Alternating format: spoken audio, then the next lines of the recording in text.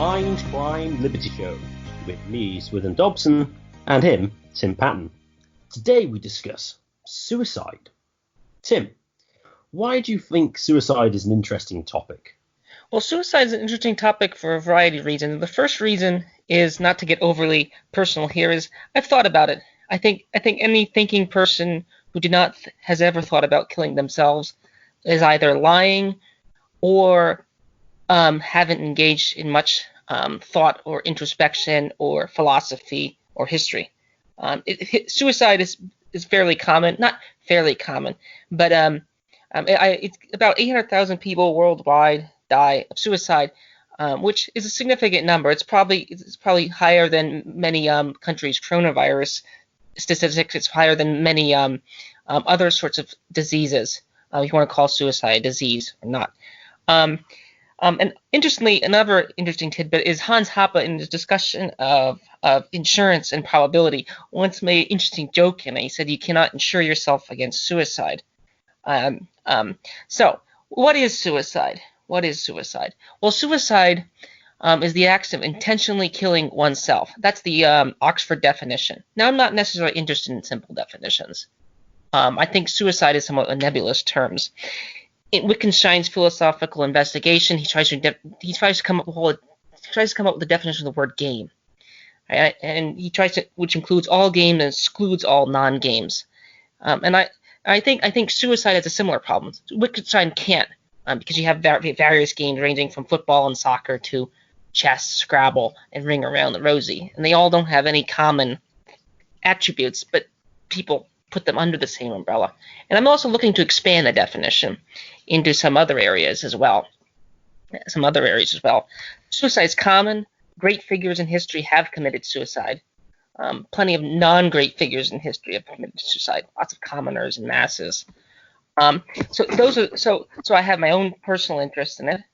But then again, I've probably never formally attempted it. But then again, what's an attempt? Interestingly, when it comes to suicide rates, there's a difference between males and females. But one of the interesting when you disperse the data, women may attempt suicide more ineffectively in a way. So then again, they end up with less suicides. Men carry through the act, but try fewer. Men go the distance, so to speak, but then have fewer attempts. Interestingly, suicide is probably really only something that the strong can do. This is Nietzsche actually has a good quote about suicide. Suicidal thinking gets people through. This is a quote. The thought of suicide is a great consolation. By means of it, one gets through many a dark night. So again, I think most people have, to some extent, thought about or postulated, or in some ways theorized about their own death by their intention. But then again, I've probably never formally done that. But don't go calling the stupid social workers on me. That would probably increase the likelihood of me doing it. Interestingly, also, animals probably don't commit suicide. Probably. Most of the examples where people try to come up with animals doing it are probably because they're somewhat nebulous in the sense that they got infected by a parasite or something like that. So in general, animals do not commit suicide, including some of the more intelligent, so to speak, animals as well. So it's something unique to man. And suicide also, in a way, and this comes from Camus' Myth of Sisyphus article, where, as Camus states, it's the most important question. Who cares if the Earth is flat or round? Who cares how many dimensions there is? Is life worth living or not? And is it worth ending your life? Is it so miserable or so boring or so monotonous that you should just end your life? And considering how miserable many people consider life, and I don't see any secular utopia coming, I don't see any secular utopia coming. Why don't people commit more suicides? That's actually another interesting thing. 800,000 people a year. Why not more? There is some, as far as where suicides happen, there is some dispersion of it. I think this highest suicide rate is somewhere in Eastern, it's like Russia. Well, Greenland has a higher rate, but then Greenland is fairly small. Those are the countries that generally have higher. South Korea, I think 5% of the deaths in South Korea are of suicide. Some of the Northern European countries have higher suicide rates compared to Southern European countries. It varies somewhat in the United States as well by states and region. But interestingly, it's not a purely wealth thing. It's not only wealthy countries that commit suicide. There is, if you take the crude rate of suicide, the crude rate from the WHO, Africa is 7.4% of 7.4 per 100,000 people. Europe is 15.4 per 100,000 people. Although you have deaths from other factors, which make it much more tricky, and data issues as well. So it's hard to pull out any general trend of where suicides happen. And I want to go back to the theology of suicide. I think suicide's ultimately interesting because it's kind of a radical act of rebellion, or maybe non-rebellion, or non-acceptance, or even quietism, where you just decide to end your life. It's not something that's necessarily easy to do either. There's a great graph on a lecture on it where they say that people who are able to commit suicide and people who want to commit suicide. It's a very small Venn diagram. Now, if you include everybody, it includes a lot of people. And I'm going to get into the more interesting aspects of it and ticks that goes on what is and isn't suicide. But nonetheless, I'm going to read a quote by Camus, and then I'm going to ask Swithin what he thinks in general so far. There is but one truly serious philosophical problem, and that is suicide. Judging whether life is or is not worth living amounts to answering the fundamental question of philosophy. All the rest, whether or not the world has 3 dimensions, whether the mind has 9 or 12 categories, comes afterwards.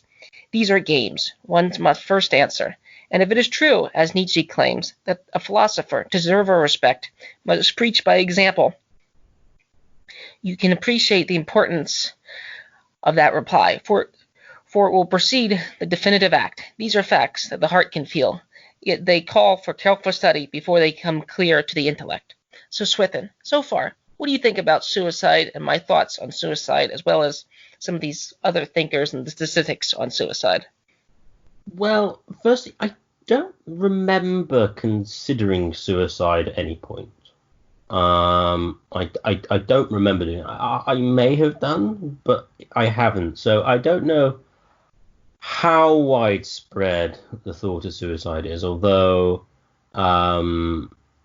again, I'm atypical, so taking it as an example is bad. So just some other interesting things on suicide before I get to the meat of the issue. The way men and women commit suicide is different, which is women tend to commit suicide with pills and things, whereas men jump off stuff and shoot themselves. In most of the case, women try not to disfigure their faces. As to why that's the case, the more obvious interpretation is they try to remain beautiful even in death, and they want to disfigure themselves. So that's one interesting difference between men and women. I had a quick check, and I was correct in my thought. That is studies showing a correlation between relatively low IQ, a lower IQ, and suicide, which makes sense in that suicide tends to be a spur-of-the-moment decision. Not that you may not have considered it beforehand, but rather you won't necessarily create a plan. You'll just decide today is the day, or it is now, and then do it. Another justification for this, believing this to be true, because that was the justification for the banning of the sale of more than 16 tablets of paracetamol at any one time. So a number of years ago, they stopped people buying more than 16 to reduce the number of suicides. Now, I don't know if that actually worked. I don't know if the actual numbers of suicide went down or by that method, or whether they were substituted by others. It's unclear as ever with those sorts of things, difficult to tell. But it does seem to be a spur of the moment thing, and time preference tends to be linked heavily with IQ. So like the classic Marshmallow Test, if you may or may not have come across that, to give children that like the age of between like 4 and like 6, or like 3 and 6, and they say to them, "Oh, you can have a marshmallow now, but I'll leave this one here, and if you don't eat it in 10 minutes, I'll give you 2 to eat." And that's predictive of intelligence and general life performance in general. Also, related to that, it would make sense in the sense that men would pull it off more. Although, to be fair, women do attempt it, although then the question arises what constitutes a genuine attempt. The lower the IQ, there tends to be the lower impulse control, and the higher the time preference. So lower impulse control would link very heavily to committing suicide if it is a spur of the moment thing. Also, with that, with Europeans, whites have a larger standard deviation of IQ than other races. So in that sense, it would make sense that the rates of suicide may be higher in Europe, or where white Europeans are. I believe from memory, Finland is one of the highest. It does tend to correlate with very countries which have very dark winters, in which they've got very little sunlight. So those are those aspects of it. Now, to the more philosophical aspects of it, I think Camus is right in a way that it is the most fundamental question. I suppose you could claim it's just a reworking of, in a sense, Aristotle's conception of the flourishing life. Because you could make the claim that in certain circumstances, flourishing life includes suicide. That seems to be, to some extent, an ancient view. The Romans committed suicide, and it was considered like the honorable thing to do, and I think that's true also in some Eastern cultures. That's why you may have higher rates in, say, South Korea and Japan. I believe if many soldiers were captured, say, in war, they would commit suicide. It was the honorable thing to do. Of course, the Suti in India. Now, to what extent that was voluntary is another question, in which the wife of the deceased was burned on the same funeral pyre as her husband while she was still alive. Would be another example of this. It's like there was the honourable thing to do. So back to Camus. Yes, it is important, although I think it does presuppose many other metaphysical and epistemological issues that are necessary prior to the discussion of suicide. It is of high importance.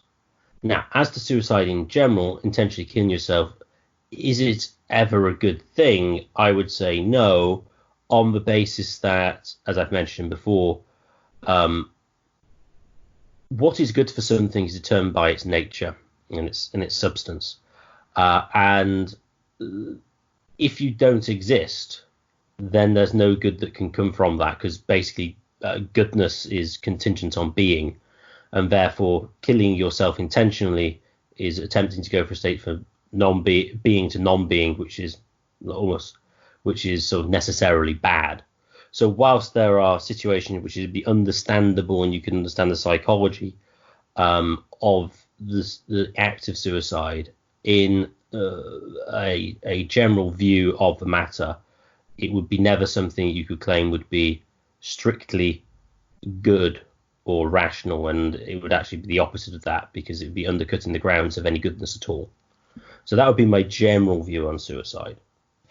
So, whether or not you've formally attempted or thought about it, maybe you're the exception, but I remain suspicious. Now, partly it goes into what exactly is an attempt, or what exactly is ruminating on this topic. Whether thinking about this topic is, you're on the road to tying a rope around your neck, whether just, even thinking about it, it's like a thought crime, which is, maybe that's a good name for our show, Mindcrime, even, because suicide still is criminalized in many areas. In this regard, I'm a very strict libertarian. I think people should be allowed to do it legally. As far as whether or not it's good or not, we'll get into that later in the episode, possibly, in all likelihood. But I think we should do a definition check to a certain extent. So what is it? Well, and I think the key word here in the standard definition is intentional. And I'm going to give up some examples of problems I have with related concepts to this word. I mean, there's the obvious easy case, the person who takes poison, the person who takes too many pills or hangs oneself or puts a gun to their head or jumps off a tall building or high place. It's quite clear. The intent's there. Those are the easy cases. But now I'm going to go into areas where I'm going to try to muddy it to a certain extent. Does not taking medical care count? This is the case where someone's on, and this is where you get this sort of assisted suicide, medical assisted suicide, has sort of related concept here, because you have the do not resuscitate orders, that you don't want certain amounts of blood transfusion, you don't want certain forms of care. Now, even if you don't even factor cost into the calculus, does this count as a proto or related to suicide in the same way that Ring Around a Rosie and chess and football, all go fly under the heading of game? Does not eating count? There are people who can starve themselves to death on hunger strikes. This is possible. You can do this. I mean, of course, you get this sort of anorexic people as well, like eating disorders. That. Does engaging in dangerous behavior count? This is one of the most interesting ones, I would say. This is one of the most interesting ones because you get this when you're, if you ever do dangerous sports, and they can range from bicycling, riding a motorcycle, to playing football. They say, or doing parkour or things like that. You're just wanting to kill yourself. That's why there's a fairly number of great YouTubers of parkour, and they jump off buildings. And some of the criticism of parkour is it's like, oh, it's these people just want to kill themselves. Same with motorcycle stuntmen and things like that. And actually, Freud gets at this with his idea of death, where people engage in dangerous behavior because they do want. There's some dark psychological mentality in there. Does smoking count? This is something I've always theorized about it, because smoking just shortens. Well, there's a famous Denmark study about healthcare outcomes and stuff like that. But if you just take the standard view, smoking seems to cut years off your life. It seems like that's harmful. So in a way, you're engaging in cutting off years of your life. Isn't that akin to suicide? This reminds me of Walter Block's continuing problem. Walter Block has multiple continuing problems. One of them is the statutory rape law. So, like, what point, how many years of your life do you have to chop off before it becomes a suicide? If you're, and back to the medical case, if you're 90 and you're in the hospital and you have an incurable disease and you say, I don't want any more care, and you're fully conscious, is this an okay decision? Again, as a libertarian, when it comes to smoking, preventing medical care, or putting a gun to your head, I don't think any of them are a crime in any meaningful sense. Whether or not they're good is, again, that's another thing. And before I pass it back to Swith and ignorance, this relates to intent. Interestingly, in Christian theism, there's the idea that everyone knows God. So I oftentimes think this is related to suicide, and sometimes when children engage in dangerous behavior, in a way they should intuitively know they're engaging in dangerous behavior. Like bleach. There's a picture in the back of bleach, don't drink. I think that's, at least they used to have it. Like it's, and I've always thought that's sort of silly. Bleach smells. Most poisonous chemicals smell. Even the manufactured one. Many poisonous plants, you can actually, with a little understanding, you can figure out the poisonous plants as well. So the idea, how do you have to know? Like, does the person who drinks all night know that, if you drink too much, it could lead you to impaired judgment, which could lead you to suicide? And this is a chain of events, if you take the chain of events out to extrapolate them, it sort of starts to function as a proto-suicide. I think drug overdoses function in the same way. And there's a whole debate over opioids in this country as well. Whether they are a kind of assisted suicide as well.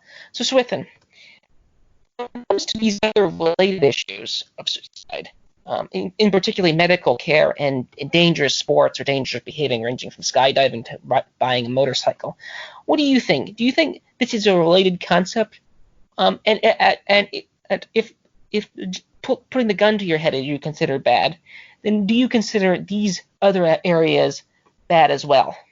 Well, I think this revolves specifically around what constitutes intention. The obvious example, as you point out, hanging yourself, shooting yourself in the head, you intended to kill yourself. And intention here, let's define it in the sense of choosing means to achieve a particular end. And in a sense, it's classic human action in the Misesian sense, at least in a certain sense. So that's certainly the case. So then let's take a different example. Let's say I shoot you. Let's suppose you are attempting to burgle my house, and then I shoot you at point blank range, and I kill you. But I could claim in defense that, well, no, I wasn't attempting to kill you. I was merely intending to incapacitate you. So I didn't intend to kill you.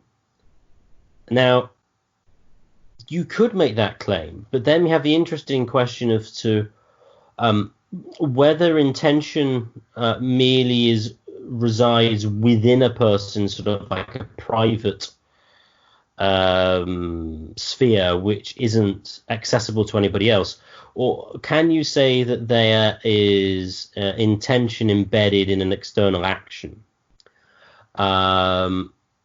Because if you take the former position, then you could basically claim, if you wanted to say that you weren't deliberately doing something, you could very easily claim that to be the case. Now, I mean, you could argue on other bases that it wasn't proportionate or something on those lines, but you could explicate yourself from intentionally doing anything.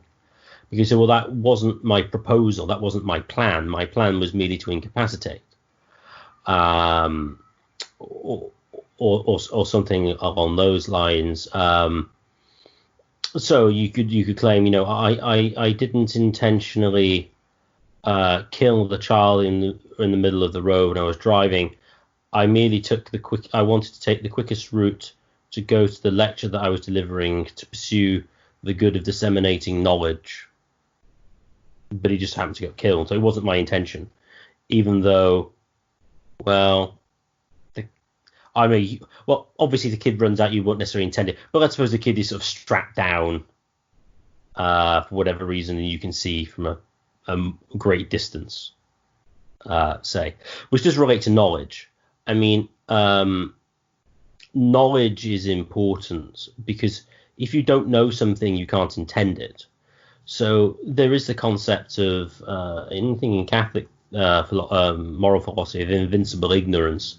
Whether that actually pertains in this particular case. If it was the case that you didn't know, for example, that if you fired the gun at point blank range, that it would normally kill somebody, then you can't really be considered intentionally doing it, even if you didn't intend to do it and you did actually do it.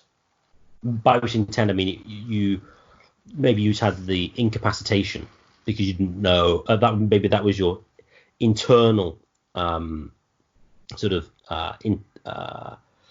internal goal that you were attempting to achieve inside your own mind.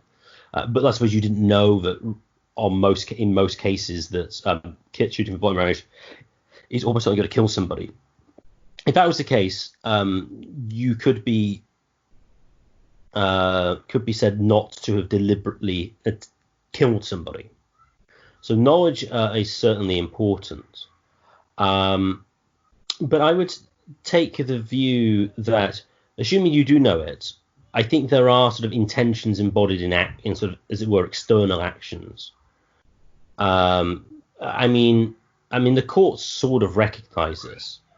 So, for example, if you beat somebody to a pulp and you claim, well, and they die, and you say, well, I didn't intend to kill them. It's like, well, I'm pretty sure you knew that if you beat them to a pulp, that's kind of a likely result in many cases.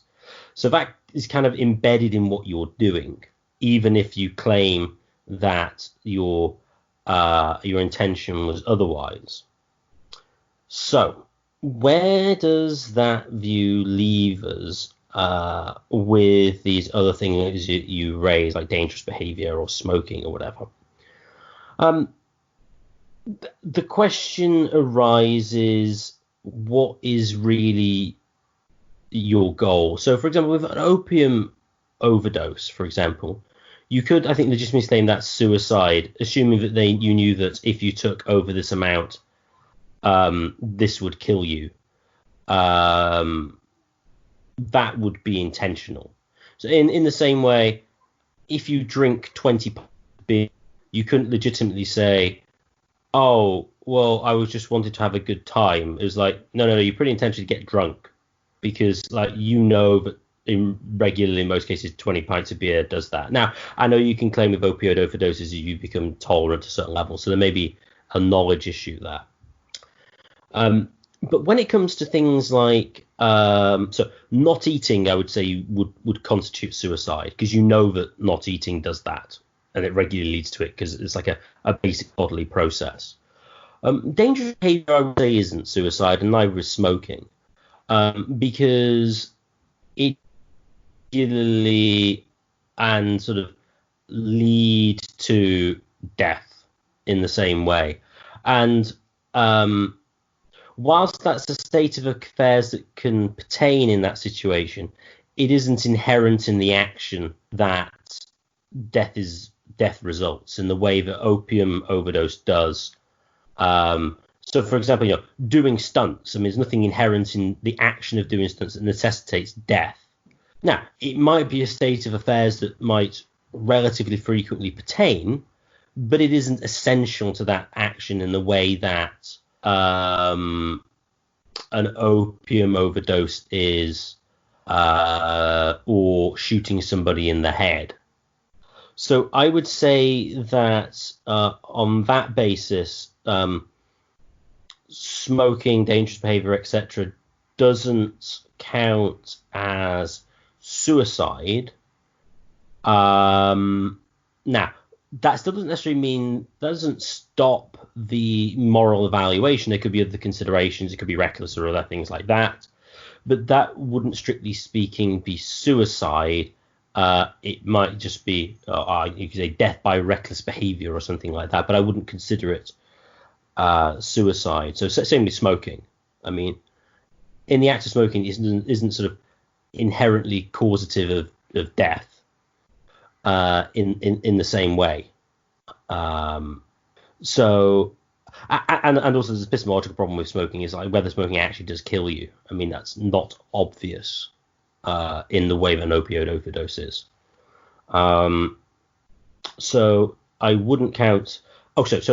So the other medical example you mentioned about not taking medical treatment, the question would arise, well, not doing something, well, it's not, in a sense, you're doing other actions. So if I'm not taking drugs which could keep me alive for long, I'm doing something else. But are the things that I'm doing, is it essential to that action that sort of pointing to my own death? Well, no, because you could still be eating, you could still be just walking around doing normal things. There's nothing inherent in that which is sort of causative of my death. So I would say not taking medical treatment per se doesn't indicate suicide per se, unless of course the goal of the actor is to seek death. So it could be in that case, but it doesn't necessarily do in the same way that an opium overdose would be.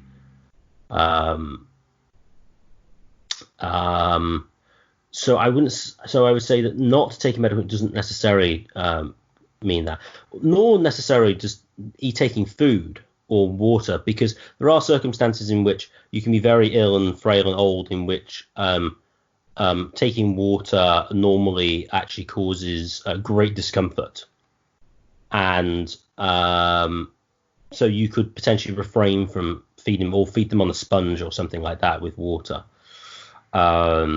But even that can become sort of intolerable to the person. So if the goal is to seek the restriction of suffering, there's nothing essential to the act of doing something other than giving them water, which is pointing towards their death. And so on that basis wouldn't be considered assisted suicide or some form of euthanasia on that basis. So those would be the distinctions I would generally make in that. What's interesting about modernity is we have a lot more control over, perceived control over our lives in general. Lots of Americans are on a variety of prescriptions, especially older people over 70, over 80. The amount of prescriptions they're on. If you have any heart issues and you go off these, it's not clear of what your lifespan will be if you choose to go off them. So the whole denying of care thing is something I think society in general, and philosophers in general, and theists in general, need to a certain extent sort out as this modern technology comes along. It sort of reminds me of the old. If you get into the weeds of the abortion, birth control, and those type debates, which is actually something related to here as well. The Comstock laws, they did not have as effective means of prevention at the time. The degree of effectiveness is much higher. So our degree of control over our lives is much higher. So you get these cases where people have feeding tubes, they're not responding, and you take them out. Those are the simple, strict legal ones that exist here. And again, I'm going to go back to the dangerous sports one. This one to me remains interesting because this is actually one of the ways in which I'm a libertarian. I'm more of a I like the idea of free range parenting. I do not like the idea. I do not like the safety culture in general. I'm not opposed to the safety culture. I am opposed to safety culture when it gets shoved down my throat. I am very much opposed to that. But I think people should be able to put themselves at risk. For example, there was a guy out in Joshua Tree National Park recently. He broke his leg while hiking. He took a 30-mile hike. I think he was camping one night, and he had to walk. He basically had to crawl in 40. And there's no cell phone service there, and he nearly died of dehydration coming back. Now you say, well, should people be able to take 30-mile solo hikes where there's no cell phone service? I think it's great. I don't see any problem with that. I think it's fun. People will go rafting up in Alaska in that area. If your raft breaks down, you break your leg. You have to basically get yourself out there. You're much closer to nature in this regard. And this is where the environmentalists have this sort of faux, I would call naturalistic value. Nature is kind of violent and wicked. So we have more control over environment, which is related to the safety culture as well. So this is this, and actually I think sports like parkour and bungee jumping and skydiving, which have a death rate that is much higher, is a kind of disease of modernity in the sense that people want to return to the dangerous behavior because it's exciting. It breaks up the monotony. If I say this as a person who rides a road bike a lot. Now, is road bicycling dangerous? Yes and no. Certain forms of it might be, but sometimes the more dangerous forms are the more fun forms. Now, again, I don't like this whole nanny attitude where, like when I was young, I rode all around. I imagine many parents would think that's child abuse. So it's a sort of form of murder. I think this safety culture is terrible. I think people should be able to put themselves at risk, including children. Now, again, people don't always like this idea, but this is where I'm a strict libertarian. I think people should be able to, and if it means accepting suicide, I'm willing to do that just so we protect these other areas, which oftentimes get related to these issues. So, as far as suicide and death, you say that it's. I mean, again, this goes back to teleology, which is a common background topic for me. You say it's wrong, Swithin. Why do you say it's wrong? I don't think it's wrong in the standard NAP libertarianism version of morality. I don't think it's explicitly wrong. There are ways you could twist the words aggression and principle to say, well, you're aggressing against yourself. But then again, I mean, this goes back to the sort of dualism, mind-body debate. And then if this comes from theism, that has problems, which has problems to me. So I don't think from the NAP version is. I do think Christianity is basically against it, based on my readings of the Bible, the Gospels, Christ, Paul, as well as and others. So Swithin, why do you think it's wrong? Well, on the strict sense, as I outlined earlier, what's good for something is determined by its nature. And so to have any good at all, it must exist. Therefore,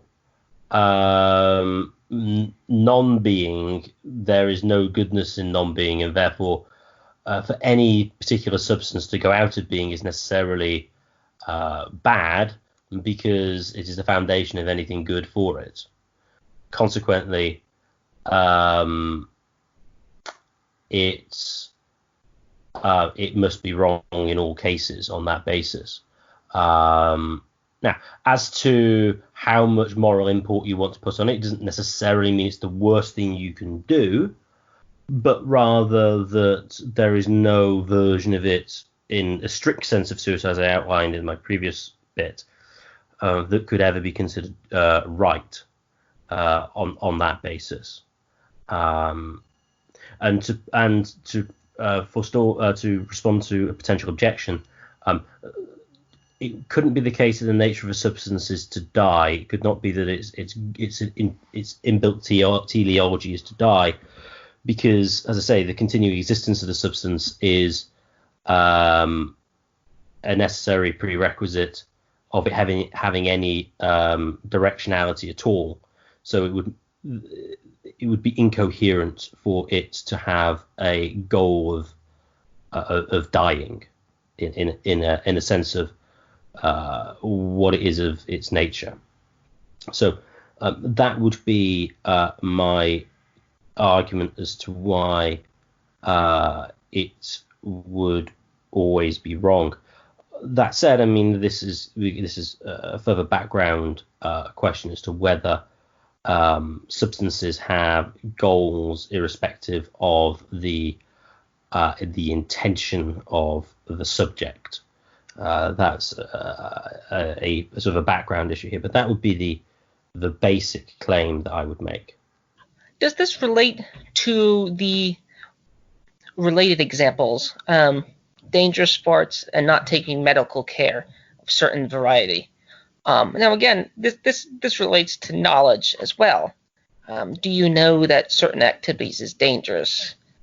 This recently, American football is having this problem. Now, I don't see any problem with people playing football. This sort of relates back to knowledge. I think whether the NFL said that football was or wasn't dangerous, to me is like you have to use your common sense in the game. You're bashing your head against each other with a metal helmet. But again, you knew this could be dangerous. But I don't see that as a reason not to play football. Now, I don't play football. I don't watch football. But in general, I don't see any reason not to play football. Will football continue in American high schools? Probably eventually the safety culture might get it removed. But I think that's a loss because people will just find other dangerous activities to do, and it's a sort of an organized dangerous activity, which if you're interested in civilizing people, probably organized dangerous activities are better than unorganized dangerous activities.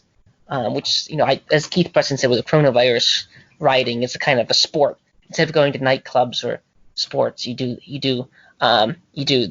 these sorts of activities. So this is the question I'm sort of hammering at. As I'm willing to accept the whole field just to protect the things I like, and the things I think that are actually good. Now you could separate. Well, do things have both good intents and bad intents? This gets a little tricky. Interestingly, take Cirque du Soleil, it's a popular American circus. One of my favorite acts is the people who swing on the curtains. The reason it is because they're not tied. Actually, someone died at a Cirque du Soleil act doing this. Many of the tight-roping acts, they don't anymore. They're tied, so the likelihood of death is very low. So these sorts of activities, there's certain activities that you can do. So you see someone tightrope across Niagara Falls. If they're tied to a rope, it's scary, but it's scary in the same way that tightroping. I've used rope courses, but you're tied to a harness. And see this is the intersection of the safety culture and suicide and dangerous behavior, as well as related. Because of course the socialists will complain that if you don't vote for Medicare for all, you're killing people. Now there's always the David Friedman counter argument that says, well, if you get rid of property and consequentialist power, you get rid of property incentives, you'll have less production, and since you have less production, therefore you'll have less medical care. And actually, I could just as equally make the argument: if you vote for Bernie Sanders, you're actually murdering people because of the David Friedman, Hayek, utilitarian consequentialist counter argument, which can be deployed against socialists. Say, look, in the long run, you'll end up with, like Venezuela or whatever, you'll end up with no hospitals. Whether we can determine which argument there is true is of some question. But I'd say all these concepts, to a certain extent, are related. So you're doing dangerous behavior. You're in a way you're taking the death drive. You're now again, knowledge. I'm just very suspicious of the people who play football thinking that it's safe.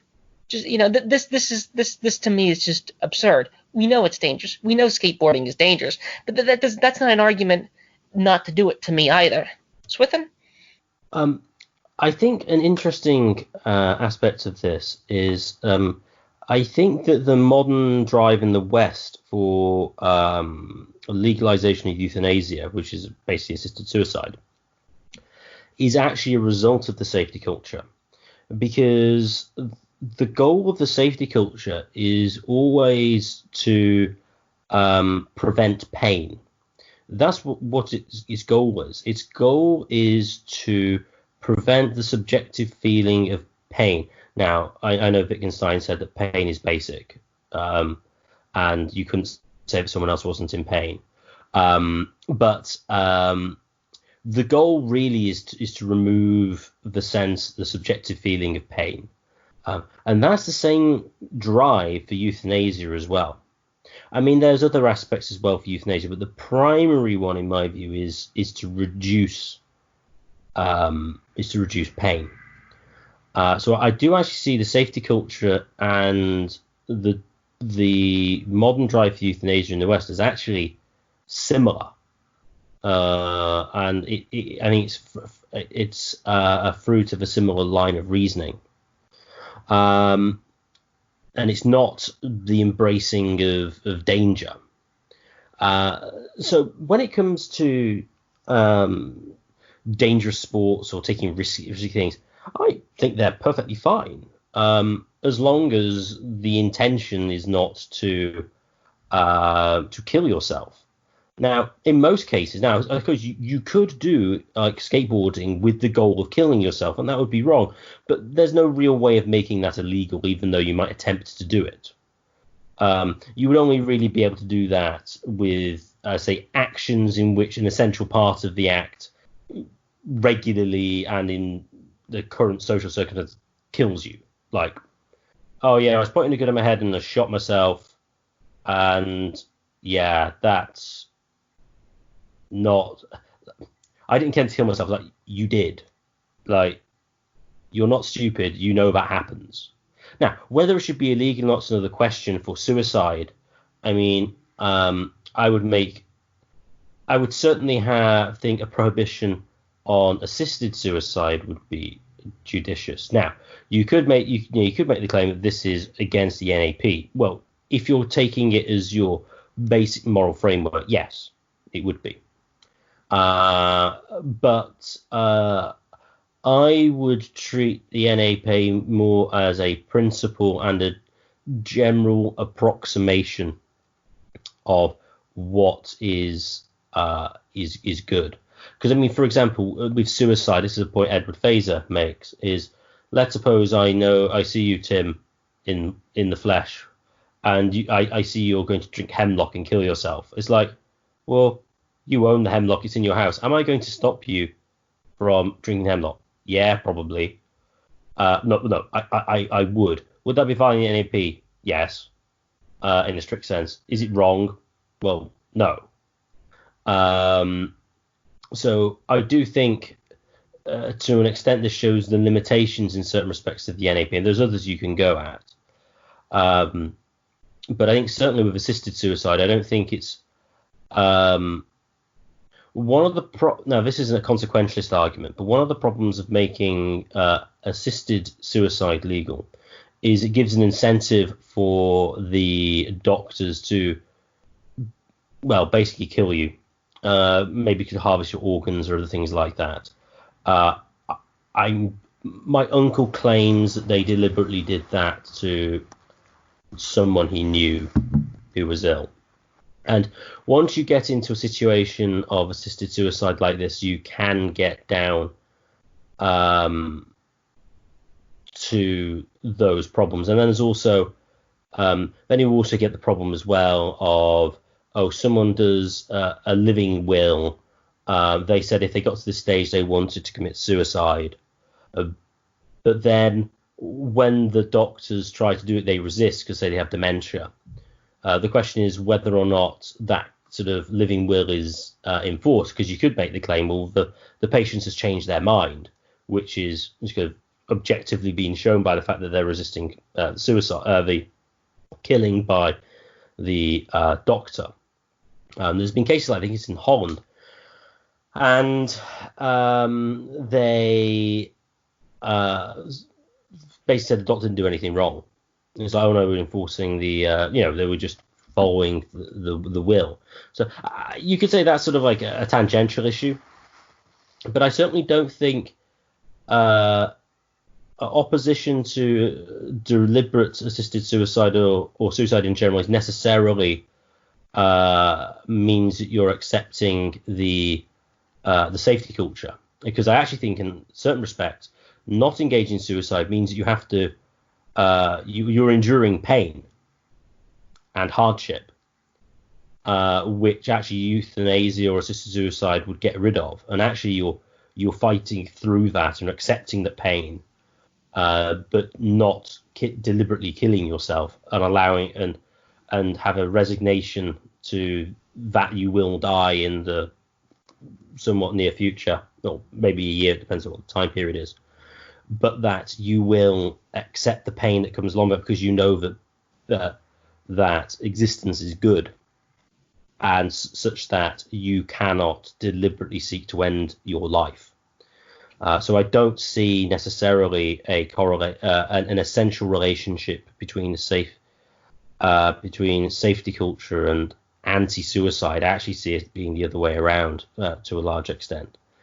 And just on the safety culture, I agree entirely with the absurdity of the safety culture. It is horrendous, and then that I think is led to the reason why you have the absurdity around coronavirus. It's like, oh no, you're really selfish. You want people to die if you won't wear a mask. It's like, you're just looking at it completely wrong.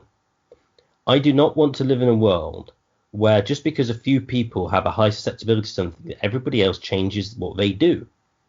Like, yeah, you might have a small risk, but so what? There are other goods that you can, there's much greater goods that you can achieve by accepting that risk than you can by trying to minimize it. This reminds me of a story I heard in which was this guy who decided he wanted to live to 100. So he doesn't go outside. He stays indoors and he doesn't do anything just because his sole goal was prolongation of his time span on Earth. By foregoing all of the goods that associate with human existence, just because he wanted to live to 100, which is just absurd. Much better to live a life of relative danger and of heroism and etc. And, if you happen to be on top of the mountain and you overexert yourself and you do happen to die, well, then you happen to die. You didn't intend to do it.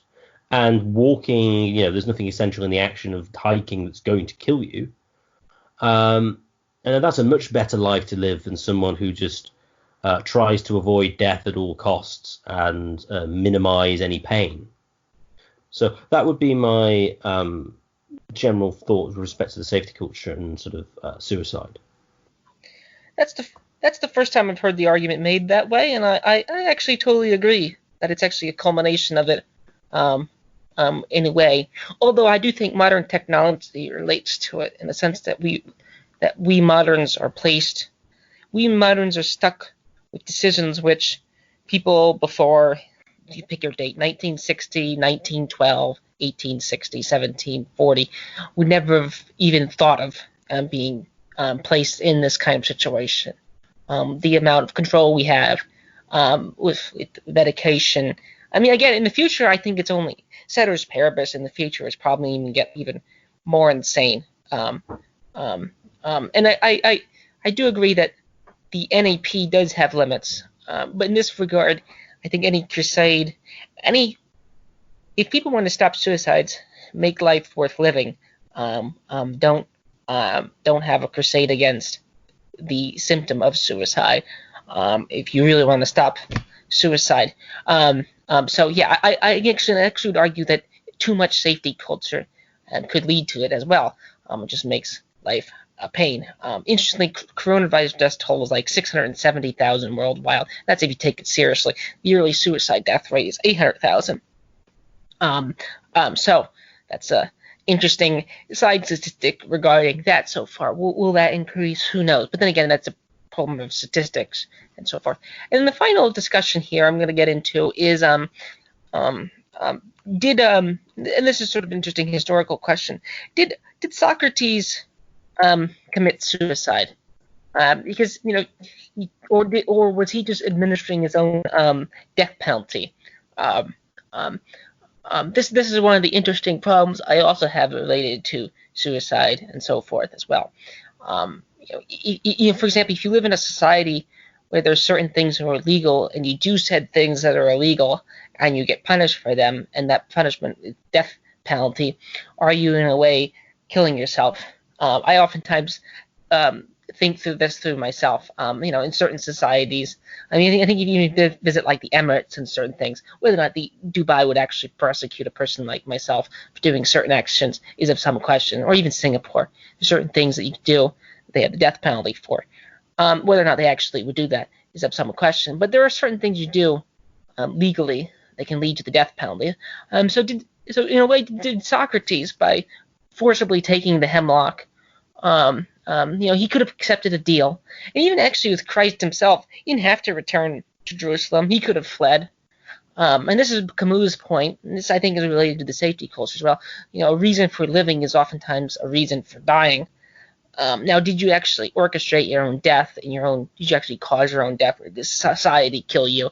Or did you put society in a position where they had to kill you? Are you at fault?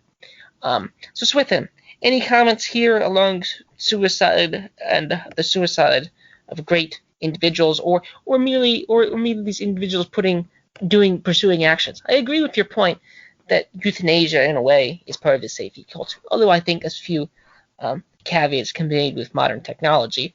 But nonetheless, on the issue of a person like Socrates or other great individuals in history who instead of accepting capture, they just commit suicide. If you captured and submitting to some sort of authority as I view that as honorable. Maybe this makes me something of a Roman and not a pure Christian, although Christ in a way did that too. Christ, he went to the gallows, he went to the cross himself on his own actions. I think he carried the thing himself, so he didn't resist it in all ways. So this gets the honorable suicide. In this regard, is the honorable suicide honorable, or should these individuals pursue a different tract? Swithin? I can understand why people would perceive it as honourable. Let's take the obvious example: you're captured and then you take a pill and kill yourself. That'd be the most obvious one. But I still would say, you are deliberately ending your own life, and it would be better to struggle, and that would be the more honourable thing. Even though, because I think actually with the a lot of the Roman view is if you ever had particular infirmities, that brought you dishonour, and so actually it would be a good thing to kill yourself so you didn't have the ignominy of having sort of less than perfect bodily function, which I think is a wrong-headed view of honour in that respect. Now, with Socrates, did he commit suicide? I believe he drinks his own hemlock. I think that would probably be suicide in a way that sort of being crucified wouldn't be, because there's nothing intrinsic of the actions that Jesus did of carrying a cross, which is necessarily leads to his own death. Now, going to Jerusalem. Now, you could though say, well, yeah, that's true, but he did intend his own death. Now, that's interesting, and that gets into a particular question in theology as to what the nature of the crucifixion was in a theological sense. Did Jesus really intend to do it? I mean, if you take the Gospels at face value, it indicates Jesus doesn't really want to, but the Father does. Now, then the question arises, no, Jesus is God, is the Father God. You're getting into lots of tricky theological issues, and also, if Jesus is God as well, there's a relationship between divine action and sort of human action, which I don't really want to go into. That takes far too off field. But just to take the view that just if we assume that Jesus was just a man for the sake of this, just because it makes the action, the analysis of the action easier, I think there's nothing in his direct acts which indicate that he wanted to die. Now, what you could say is he accepted death, and the reason he wanted to accept death was to show a better way for the Jews living in Palestine at the time. I mean, this you could say this is a class of non-violent interpretation of Jesus as opposed to sort of Barabbas, the violent insurrectionary. And so if you take that purely human act, I mean, you could say that Jesus did not commit suicide. He merely accepted death. And I think that's a meaningful distinction. I think intentions do matter, contra Peter Singer. So I wouldn't say there's a genuinely honourable suicide, but I do think there are certainly honourable ways of foreseeing your own death without intending it. The obvious thing of jumping on the jumping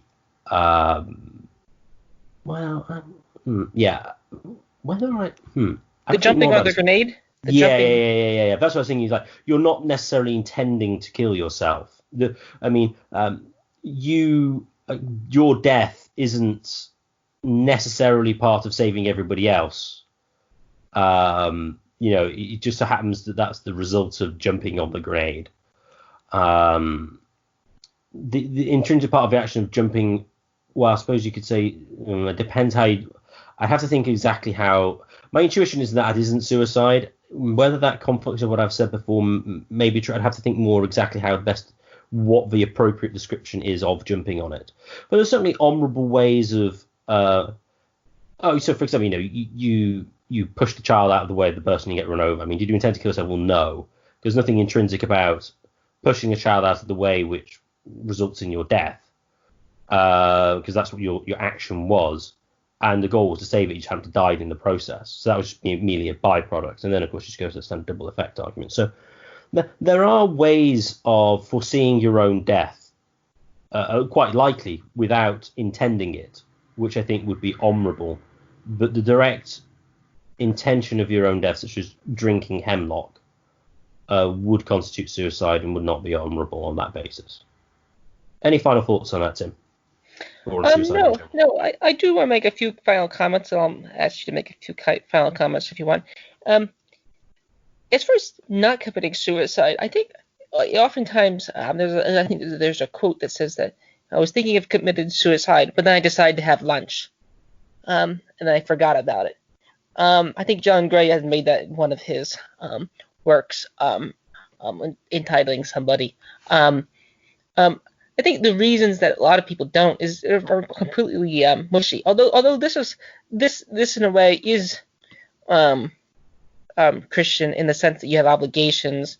You don't want to you have obligations to your parents or your children or friends and so forth.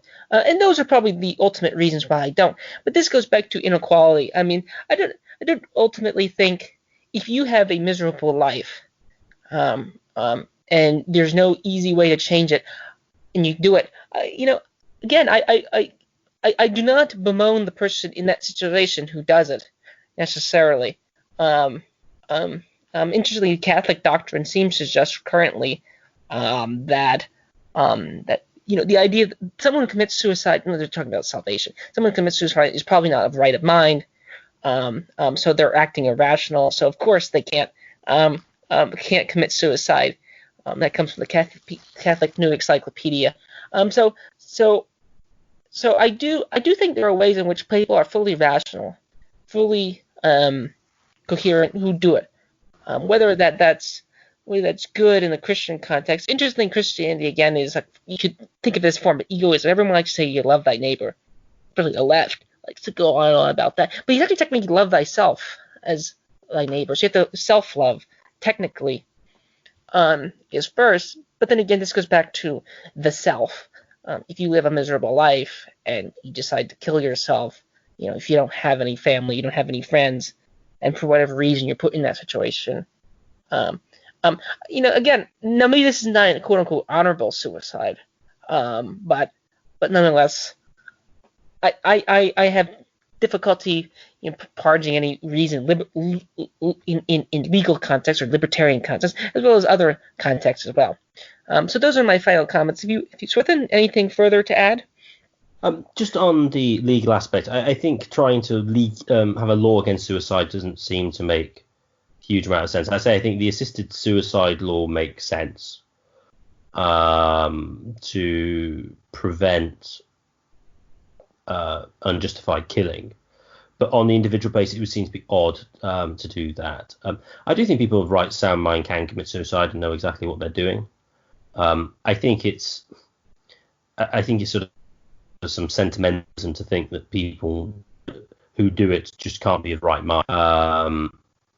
A related point to that, no one's allowed to criticize anybody who commits suicide.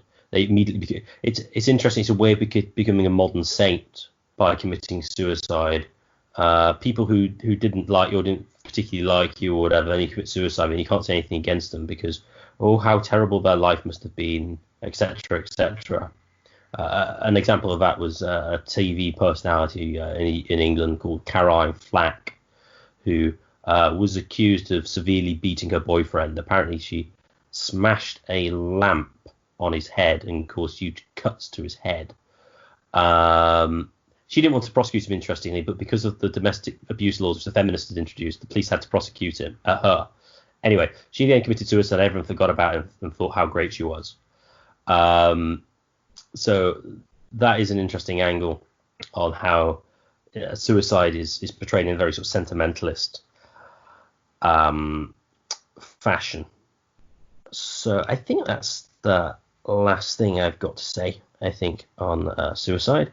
So I'd like to thank you for partaking again, Tim, and I'd like to thank everyone for listening. And if you have enjoyed this discussion, please share it with your friends and family, and please subscribe to us on YouTube. Look at us higher up the search ranking so other people can access this material that you found interesting. And you can also subscribe to us on Podbean, so on your podcast apps that you can update, and every new show you can listen to it. And if you would like to contact us with ideas about episodes or just some general comments, please contact us at mindcrimelibetyshow@gmail.com.